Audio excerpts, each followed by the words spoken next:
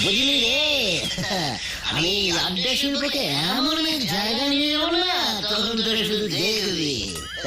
শুধু তোরা একটু ডিসিপ্লিন হ।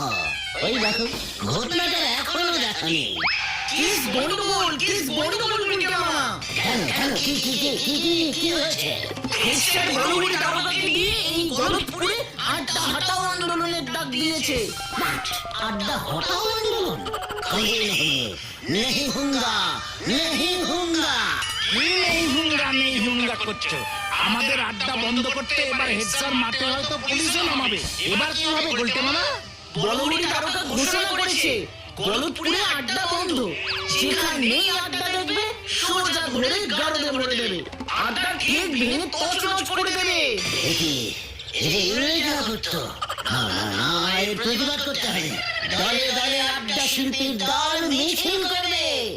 অত্যাচারী বলো হরি দারোগা, গলতপুর ছাড়ো, গলতপুর ছাড়ো, গলতপুর ছাড়ো। আমাদের আড্ডা বন্ধ করা যাবে না, যাবে না, যাবে না। দূর হটো, নয়তো আমি গুলি ছুড়িতে বাধ্য হইব। আড্ডা বাঁচাও আন্দোলন গুলি ছুঁড়ে বন্ধ করা যাবে না, যাবে না, যাবে না। এত বড় সাহস!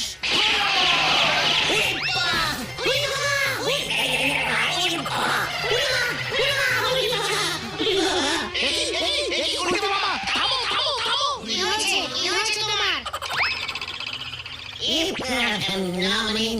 আমি একটা বুদ্ধি বার করতে পেরেছি রে।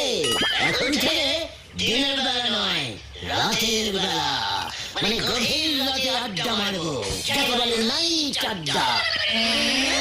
হ্যাঁ রে, এই বলহরি দারোগাকে তো সারাদিন